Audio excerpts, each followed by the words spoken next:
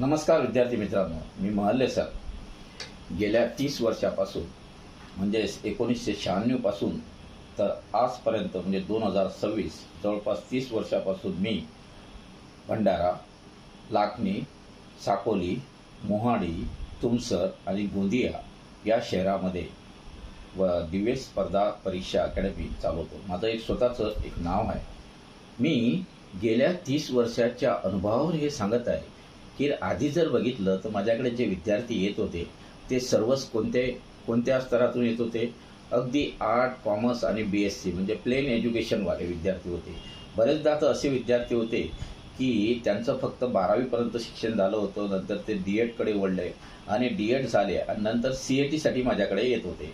परंतु बघितलं तर समजा CETमध्ये ते अभ्यास करत असताना त्यांना सांगितलं मी की टीचरच्या नोकऱ्या कधी ना कधी कमी होणार. कारण का अलीकडे CBSEचं जे फॅड होतं मला त्यावेळेस माहीत होतं की CBSEचं फॅड असल्यामुळे काय होईल, लोक जिल्हा परिषदेकडे, आणि हे आपलीच चूक आहे. बरेचसे काय होते, शिक्षकांची चूक आहे आणि विद्यार्थ्यांची सुद्धा चूक आहे आणि पालकांची सुद्धा चूक आहे.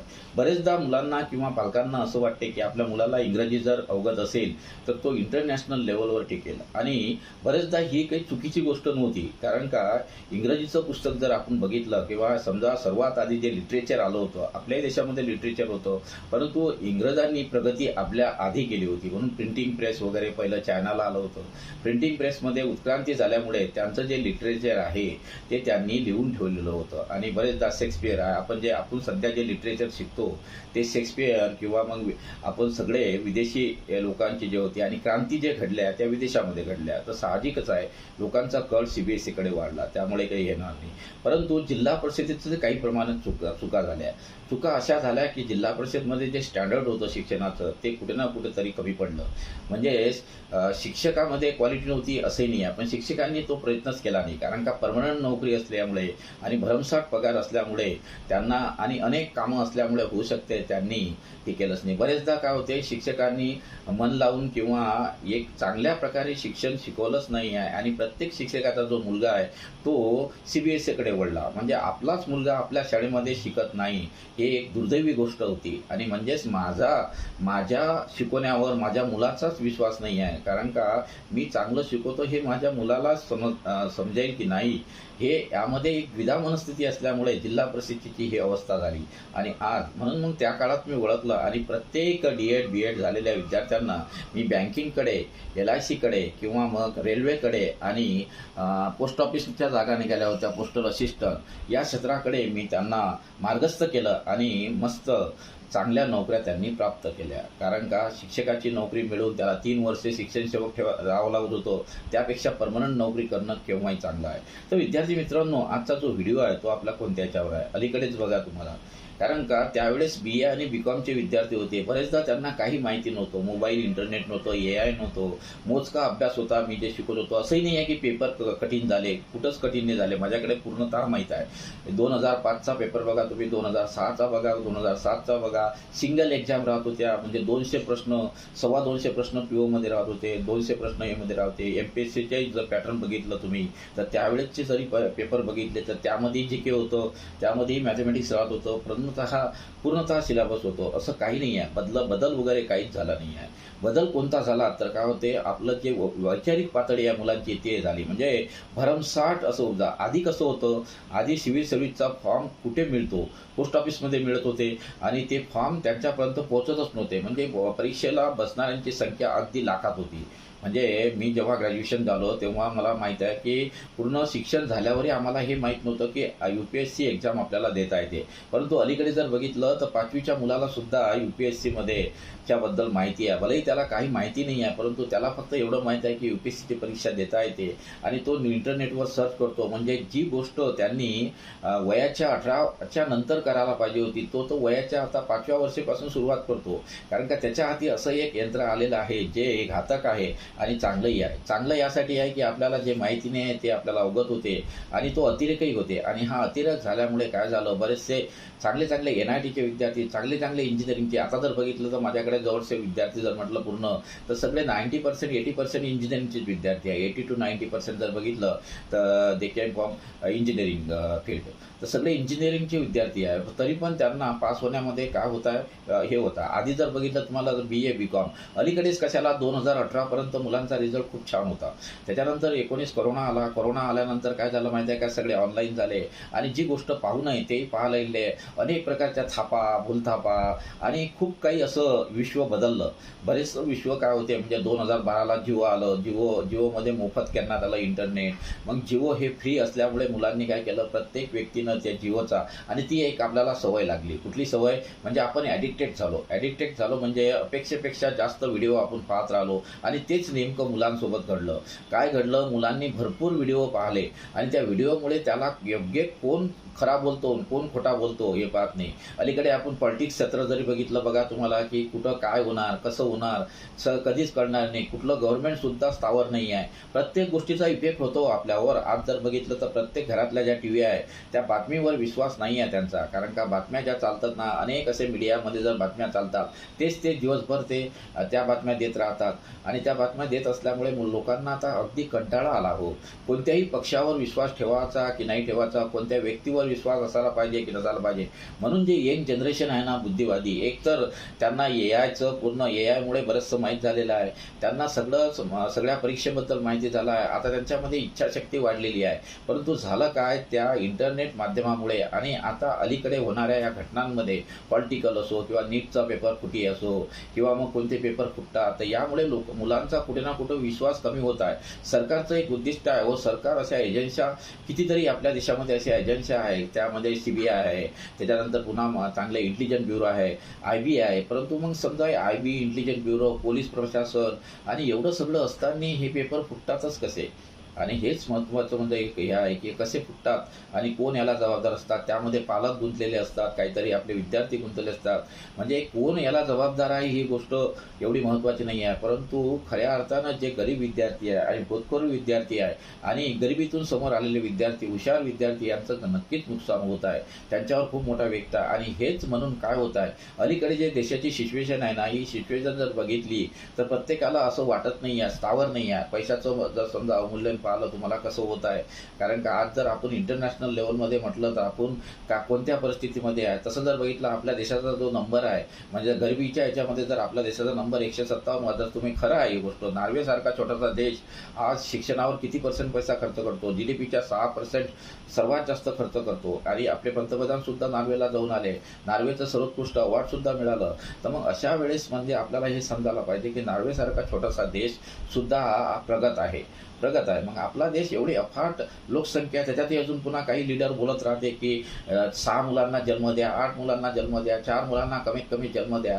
हे जे थोटाट आहे. कधी कधी काही लोक बोलत राहतात काहीच्या दुधामध्ये सोनं असते, काही असते, म्हणजे असे जे उद्गार काढले जाते, आंबा खाल्ल्यानं मुलगा होतो. आणि बरेचसे असे अंधश्रद्धाळू लोक आपल्या देशामध्ये असल्यामुळे बुद्धिवादी लोकांना कुठं ना कुठं काय वाटते की आपण सेफ नाही आहे. आणि म्हणूनच ब्रेन ड्रेन हा होत आहे. आता ब्रेन ड्रेन म्हणजे काय, कारण का अमेरिकेकडे चांगले IITian, आपले जे IITian आहे ना, जे टॉपर, ते आपल्या देशात राहायला तयार नाही आहे. ते अमेरिकेमध्ये जातात. आता अमेरिकेमध्येही प्रॉब्लेम सुरू झाला आहे, इंग्लंडमधले सुद्धा प्रॉब्लेम सुरू झाला आहे. तर अशा वेळेस समजा तिथेही सरकारनं जो टेरिफ लावलेला आहे किंवा मग सरकारनं जे काही गोष्टी बदलवल्या आहे, अमेरिकेनं सुद्धा बदलवल्या आहे. आणि त्या गोष्टीमुळे व्हिसा मिळणं सुद्धा कठीण झालेलं आहे. अशा अवस्थेमध्ये मुलं जे आहे ते डायव्हर्ट होणार आणि त्यांना जॉबची अत्यंत आवश्यकता हो. एवढे इंजिनिअरिंग कॉलेज, एवढे मेडिकल कॉलेज तुम्ही दर दिवस तुम्ही तयार केलेले आहे. अगदी देशी दारूच्या दुकानाप्रमाणे आपल्या ठिकाणी आता एज्युकेशन असं हे झालेलं आहे. प्रत्येक ठिकाणी शाळा बघितलं तुम्हाला 2 किलोमीटरवर 3 किलोमीटरवर शाळा आहे. आणि प्रत्येक ठिकाणी आहे. जशा प्रकारे एक प्रकारचा मद्याचा व्यवसाय झाला तसा एक एज्युकेशन व्यवसाय होत आहे. कारण का खूप मोठा म्हणजे हजारो करोडचा हा बिझनेस झालेला आहे. मग शाळा असून सुद्धा परमनंट टीचर असून सुद्धा शाळेमध्ये शिकवल्या जात नाही. आता कोचिंग मी चालवतो, मी सुद्धा स्पर्धा परीक्षा वर्ग चालवतो, परंतु मी कधी 12वीचा आणि 10वी-12वीच्या ज्या ट्युशन असतात आमच्या काळामध्ये कोणी लावतच नव्हते. 10वीच्या ट्युशन तर कोणी लावत नव्हते आणि 12वीमध्ये जर ट्युशन करत होते तर फक्त एखादा विषय असत होता, एखाद्या विषयाची गणिताची ट्युशन लावत होते. परंतु अलीकडे तर मुलांची सायकोलॉजी बदलली आहे. प्रत्येक विषयाची ट्युशन लावणं त्याला अनिवार्य आहे, कारण त्याला जर ट्युशन लावली नाही तो मानसिक रुग्णासारखा करतो. आणि म्हणूनच काय झालं आहे, हे ट्युशन जे आहे समजा शिकवणी वर्ग जे आहे ते फोपावत आहे. आणि बरेचसे शिकवणी वर्ग बघा, तुम्हाला आता मोठे गावाचं उदाहरण सांगा, काय फेकतात, एवढ्या जाहिराती करतात, सरकारचं लक्ष कुठं आहे? कारण का एक व्यक्ती करोडो रुपये खर्च करत आहे. आणि मी गेल्या 20 वर्षापासून 30 वर्षापासून हे क्लासेस चालवतो, हजारो विद्यार्थी मी शिकवलो. तर एक घर बांधू शकतो माणूस, फक्त जीवन जगू शकतो, बस जास्त कमाई करू शकत नाही. कारण का आपल्याला जर समजा इमानदारीनं शिकवायचं असेल किंवा इमानदारीनं आपण तयारी करतो कुठलीही ॲड न द्यायची, आपलं जे आपल्यामध्ये जी ॲबिलिटी आहे त्यानुसार आपण शिकवायचं. तर मी स्वतः पूर्ण विषय शिकवतो, तरी पण स्वतः शिकवतो, स्वतः मला पैसा मिळतो. परंतु जर बघितलं तर पहिल्यांदा फीस जे 10,000 रुपये होती, 10,000ची आता फक्त फीस 20,000 आहे. 20,000मध्ये कितीतरी मुलांना नोकऱ्या मिळाल्या, त्यांना स्कॉलरशिप दिल्या. आणि अशा अवस्थेमध्ये माझ्याकडे जर बघितलं तर आज काय म्हटलं तर फक्त घर आणि घराच्या शिवाय दुसरी एक गाडी, त्याशिवाय मी जास्त करू शकलो नाही आहे. मग करोडो रुपये हे लोक एवढे ॲड देतात, तर यामध्ये काही ना काहीतरी हे असू शकते. हे तुम्हाला का वाटत नाही? कारण का बरेचदा इतके ॲड हजारो विद्यार्थ्यांना ते कसं शिकवत असेल, हजारो म्हणजे हजार 10,000 विद्यार्थ्यांना कसं काय हँडल करत असेल. आणि मला माहीत आहे, मी फक्त एका बॅचमध्ये 40 विद्यार्थी शिकू शकतो. जास्तीत जास्त एक व्यक्ती वर्षातून 100 ते 200 विद्यार्थ्यांना शिकू शकतो. आणि जास्त प्रमाणामध्ये आपण घेऊ शकत नाही, कारण का त्यामध्ये त्या मुलांचं नुकसान होते. मग अशा अर्थानं पालक लोक त्याकडे कशाला जातात? म्हणजे पालक लोक पुणे, मुंबई, दिल्लीकडे मुलांना पाठवतात. परंतु मला तर असं वाटते, दिल्लीमध्ये 2 वर्ष कोर्स करणारी विद्यार्थी आहे माझ्याकडे, दिल्लीमध्ये 3-3 वर्षे घालवलेले विद्यार्थ्यांना सुद्धा साधं गणित येत नाही आहे. आता अलीकडे सिव्हिल सर्व्हिसचा पेपर झाला, त्यामध्ये मॅथमॅटिक्सचे प्रश्न सुद्धा मुलांना येत नाही आहे. आणि प्रश्न आहे ते मग आपण लाखो रुपये खर्च करतो, परंतु आपलं बेसिक तर चांगलं नाही आहे. तर मग आपण ज्या ठिकाणी राहतो त्या ठिकाणी चांगलं शिक्षण मिळू शकते ना हो. तर काही प्रमाणामध्ये पालकांची चुकी नाही आहे. पालकांना असं वाटते त्या क्लासेसची फीज लाखो रुपये आहे, तिथे चांगलंच असेल, त्यामध्ये मग AC असतात, मग इंटरॅक्टिव्ह पॅनल असतात. आज गेल्या 30 वर्षापासून मी क्लासेस चालवतो, परंतु माझ्याकडे एक AC नाही आहे हो.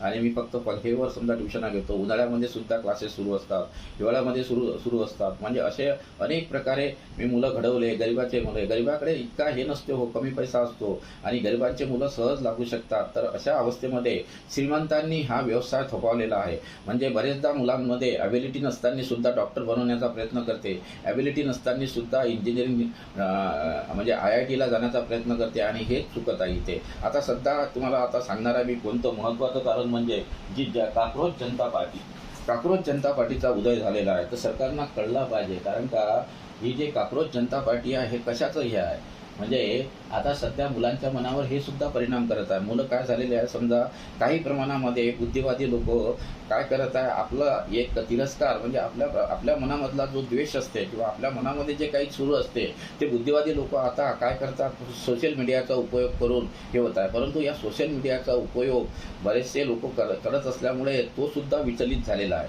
कारण का त्याला आता करायचं काय, कुठे जायचं. आणि समजा एखादी पार्टी स्थापन करणं हे विद्यार्थ्याचं काम नव्हे, परंतु कोणत्या तरी एखादा जो वाईट विचार आहे त्याला विरोध करणं हे नक्कीच बुद्धिवादी लोकांचं काम असते. बुद्धिवादी लोकांनी एवढे सपोर्ट करत आहे किंवा मग कुठल्या प्रकारचे चॅनलवर सोशल मीडियावर इतक्या प्रकारे जर समजा फॉलोअर्स तयार होत आहे, तर कुठे ना कुठेतरी काहीतरी चुकतं असं नक्कीच होते. जेव्हा म्हणजे लोक कॉमन जो पर्सन असते, म्हणजे जो सामान्य नागरिक असते आणि बुद्धिवादी असते, तर जर तो एकत्र आला तर एक नवीन हिस्ट्री तयार होते. आणि नवीन हिस्ट्री हेच सांगते की आपल्यामध्ये काहीतरी चुकत आहे. म्हणजे जेव्हा काही प्रमाणामध्ये आंदोलन करतात लोक, काही प्रमाणामध्ये समजा आपला विरोध करते, तर तेव्हा त्या विरोध करणाऱ्याला सामोरं जावं लागेल. कारण का विरोध करतात तर त्यासाठी आपल्या हातून काहीतरी चुका तर होत नाही. आपण कशाला बळावा देता. आपण जर समजा आपण समजा साधा आहे एखादा कुंभमेळा, मान्य आहे की तुमचं अर्निंग आहे, धर्म हा वाढवला, प्रत्येक धर्माच्या प्रचाराला धर्म वाढवता येते, परंतु मान्य आहे तुम्हाला हे माहिती आहे, धर्माचं स्वातंत्र्य सुद्धा दिलं आहे घटनेमध्ये, हेही मान्य आहे. परंतु समजा एखादा धार्मिक कुंभमेळा तयार करण्यासाठी 35,000 करोड तुम्ही पैसा लावता, त्याप्रमाणे जर समजा एखादं इन्स्टिट्यूशन चांगले IIT कॉलेज तयार करण्याला जर लाखो करोड रुपये खर्च लावला तर काय फरक पडते? कारण का एक उत्तम नागरिक तयार होणार. धर्म हा नंतरची गोष्ट आहे. सर्वात आधी काय होते माहिती आहे का? माणसाला पोटाचं असते गरीबाला. म्हणजे आपला देश हा गरीब असल्यामुळे 60% लोकांचा जो प्रश्न आहे तो पोट भरण्याचा आहे.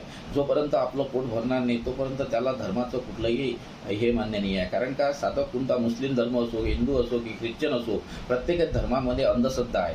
अंधश्रद्धा असल्यामुळे त्यांना जर आपण धर्माचं चांगलं कट्टर समर्थक बनवलं तर तो अंधश्रद्धेला बळी जाईल. तसा तोही मोठेगावकरनं त्यांनी तसंच केलं. सिंपल म्हणजे कुंभमेळ्याचं पाणी शिंपडणे किंवा हे शिंपडणे, आता जे व्हिडिओ येत आहे तुम्हाला तो टीका लावणे, हे लावणे. अरे केवळ टीका लावून हिंदू होत नसते. किंवा मग कोणतं गंगेचं पाणी आपण अंगावर घेतलं किंवा गंगेचं पाणी किंवा गोमूत्र पिल्यामुळे तो हिंदू आहे असं होऊ शकत नाही. हिंदू होण्यासाठी तुम्हाला हिंदूसारखं हृदय लागते. बाळासाहेब ठाकरेचं मला खूप चांगलं उदाहरण वाटते.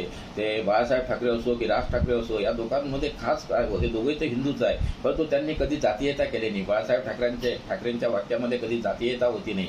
त्यांनी कोणत्याही धर्माचं हे केलं नाही. त्यांनी विरोध केला होता फक्त कोणत्या तरी प्रथेला. त्यांनी मस्जिदवरचे जे भोंगे होते ते सरळ सांगत होते की त्यांना विरोध केला होता. राज ठाकरे सुद्धा विरोध करतात, परंतु अशा लोकांना आपण काय करत नाही, कारण का पॉलिटिक्समध्ये आपण स्थान देत नाही. बाळासाहेब ठाकरेंचं असो किंवा राज ठाकरेंचं असो, ते बोलतात ते खरं बोलतात आणि ते लोकांना काय होते, पटत नाही. आणि लोक पटत नाही आणि नंतर लोकांना कळून चुकते की जे बोलत होते निघून गेल्यानंतर कळते. आणि म्हणूनच मी सांगतो तुम्हाला, काही असे हे जे फोफावत आहे सध्या आपल्या देशामध्ये, यामध्ये काही लोक नक्कीच कारणीभूत आहे. आता अलीकडे जर बघितलं तुम्हाला तर म्हणतात की ओपनमध्ये जागेमध्ये फॉर्म भरा तुम्ही. कारण का तुम्हाला जर ओपनच्या जागेमध्ये येईपर्यंत ओपनमध्ये फॉर्म भरा. ओबीसी मधले तुम्ही बघा, जर ओपनच्या जागा 50% आहे, 50% ओपनच्या जागा असल्यामुळे तुम्हाला ओपनला भरपूर जागा मिळेल. आणि ओबीसीवाला बिचारा ओबीसीमध्येच रिझर्वेशन घेईल, एससीवाला फक्त एससीमध्ये रिझर्वेशन, त्याला ओपनमध्ये जाता येणार नाही. म्हणजे ऑटोमॅटिकच काय होईल, ओबीसीच्या जागा ओपनवाले घेणार आणि एससीच्या जागा कोण घेणार, ओपनवाले घेणार. हे तर एक खूप मोठी म्हणजे खूप मोठं वाईट हे आहे हे तर म्हणजे खऱ्या अर्थानं ओबीसी समाजाला अजूनही कळत नाही आहे. कारण का 50% असणारा समाज, त्याला तुम्हाला रिझर्वेशन किती आहे महाराष्ट्रामध्ये? 19% आहे. आणि जर समजा देशात म्हटलं तर किती, 27% लागू तरी झालं का आणि 19% तुम्ही जर आज बघितलं ओबीसी समाजातून IAS ऑफिसर किती आहे आणि त्याच्यानंतर तुम्हाला मोठमोठ्या पदावर ओबीसीचे किती बसलेले आहे सांगा ना तुम्ही. रिझर्व्ह बँक असो किंवा कुठली बँक असो. माझ्या क्लासतर्फे एक मुलं नियुक्त झाले त्या RBI ते सांगत होते, सर तिथं ओबीसी, कुणबी आणि तेली समाज याच्यात तर लोकच नाही आहे, खूप कमी लोक आहे. कारण का खऱ्या अर्थानं जर बघितलं तर सत्ता कोणाच्या हातात आहे? म्हणजे मग सगळे हे जे कायदे आपण करत आहे, काहीतरी हे नवीन करत आहे, तर ते कसं काय शक्य आहे? कारण का ओबीसी एकतर पास होण्याची जी अट आहे ओपनची, तर ते ओपनला जास्त मार्क्स असल्यामुळे ओपनची संख्या घटवणार आहे, हे नक्कीच आहे. कारण का समजा कॅटेगरीचं असेल तर, पण कॅटेगरीचे जे विद्यार्थी आहे बिचारे, कोणती विद्यार्थी असो त्याच्यानुसार ते काही मुलं जाणार ना. मग ज्या मुलांना जर समजा हुशार मुलं आहे ते ओपनमध्ये का जाऊ शकत नाही? ओबीसी जर हुशार असेल तर तो ओपनमध्ये का जाऊ शकणार नाही? माझ्या क्लासचे अनेक असे विद्यार्थी आहे ओबीसी बँकिंगमध्ये ओपनमध्ये लागले. माझ्या क्लासचे असे अनेक SC आहे की ते ओपनमध्ये लागले. मग त्यांचा अधिकार नाही आहे का? तुम्ही तर त्यांचा अधिकार हिरावत आहे. ओपन आहे किती % ओपन समाज आहे किती %? तुम्ही आता मराठ्यांनाही आरक्षण देत आहे, मराठा कुणब्यामध्ये आणलं, म्हणजे ओबीसीच्या जागा अजून वाढल्या गेल्या. ओबीसीची जी लोकसंख्या आहे अजून वाढत आहे, झपाट्यानं वाढत आहे. अजून पुन्हा विशिष्ट जाती तुम्ही ओबीसीमध्ये टाकत आहे. ओबीसीमध्ये टाकत असल्यामुळे NT आहे, त्यानंतर हे आहे, हे सुद्धा ओबीसीमध्ये येतात केंद्रामध्ये. त्यानंतर SBC आहे, हे सुद्धा समजा हे जे लोक असतात हे सुद्धा ओबीसीमध्ये येतात. म्हणजे ओबीसीचं जे स्वप्न आहे तुम्ही ते पूर्ण भंग करत आहे. कारण तरी पण अजूनपर्यंत ओबीसी समाजाला कळत नाही आहे. जर समजा ओपनमध्येच जर तुम्हाला जागा असेल तर ओपनमध्ये फॉर्म भरणं जर कंपल्सरी झालं तर ओबीसी हा खूप मोठा समाज असल्यामुळे त्यामध्ये काही लोक हुशार असेल आणि ते हुशार लोक असेल तर ओपनमध्ये जर गेले, जर समजा एखादा SC असो की ओबीसी असो, या मुलांचा विकास कसा होईल? जर हुशार असेल तर ते ओपनच्या जागेमध्ये जाईल. माझे अनेक असे क्लासेसचे विद्यार्थी आहेत, त्यांनी ओपनच्या जागा काय केल्या, कमी केल्या. कारण का ते ओपनमध्ये लागल्यामुळे, समजा आता 4 ओपनमध्ये लागले SCचे मुलं तर 4 SCचे जास्त मुलांना नोकऱ्या मिळेल. ओबीसीचे जर समजा 4 ओपनमध्ये गेले तर 4 ओबीसी जास्त लागेल. हे तुम्हाला कळत नाही का साधा लॉजिक? आणि कोणाची हमाली केल्यापेक्षा, कोणाच्या मागे कुत्र्यासारख्या लागल्यापेक्षा सिंह होऊन जगता येणार नाही का तुम्हाला? आपला आवाज उठवायचं खरंच तुम्हाला एक खूप मोठं असं एक माध्यम आहे. आणि आता हे माध्यम तुम्हाला येत आहे कारण का बुद्धिवादी लोक जे आहे ते या माध्यमाचा उपयोग नक्कीच करेल. कारण का तुम्ही एकरूप का होत म्हणजे म्हणजे आंबेडकरांचं वाक्य आहे काय, शिका आणि संघटित व्हा आणि संघर्ष करा. तसं ओबीसीला पण लागू आहे ना, हे वाक्य ओबीसीसाठीही लागू आहे. शिका, संघटित व्हा आणि संघर्ष करा. कारण का संघर्ष करावाच लागेल तुम्हाला. काही चुकत असेल तर त्याला विरोध करणं हे आपलं काम आहे. कारण का विरोध करायलाच पाहिजे. त्यासाठी असं नाही, पण शांतीच्या मार्गाने. कुठल्याही देशाबद्दल आपल्याला देशद्रोह करायचा नाही आहे किंवा देशाबद्दल वाईट बोलून चालत नाही आहे, कोणत्या समाजाबद्दल वाईट बोलून चालत नाही आहे. परंतु काही गोष्टी अशा आहे की ज्या आपल्या मनाला पटत नाही, ते आपल्याला करावंच लागेल. नाही तुम्ही म्हणाल की बाजूच्या घरी अर्जुन तयार झाला पाहिजे, हे शक्य नाही आहे. कारण का बाजूच्या घरात अर्जुन तयार झाला तर तो तुम्हाला जगू देणार नाही. तुम्ही स्वतःच आपल्याला काय करावं लागेल की याकडे लक्ष द्यावं लागेल. आणि म्हणून विद्यार्थी मित्रांनो, एक लक्षात ठेवा, तुम्ही स्वतःकडे लक्ष द्या आणि स्वतःला समजून घ्या आपल्याला काय करायचं, आपलं टार्गेट काय आहे आणि आपल्याला कशाला विरोध करायचा आहे आणि कशामध्ये आपलं भलं आहे हे आपल्याला करावं लागेल. स्वतःमध्ये जर आपण चेतना आणली आणि स्वतः एकदा जर विकसित झालो तर मग मात्र आपल्याला कोणीच हरू शकत नाही. आणि म्हणूनच आंबेडकरांचं एक वाक्य लक्षात ठेवा, शिक्षण हे वाघिणीचं दूध आहे आणि जर ते एकदा प्याला तर तुम्हाला वाघासारखी डरकाळी फोडता येईल. आणि शिका, संघटित व्हा आणि संघर्ष करा, हे ओबीसी लोकांना सुद्धा कळायला हवं. तर आजच आपण जागृत व्हा. आणि काही गोष्टी अशा आहेत त्या आपल्याला पटत नाही तर त्या गोष्टी व्हायला नको. जय हिंद, जय महाराष्ट्र.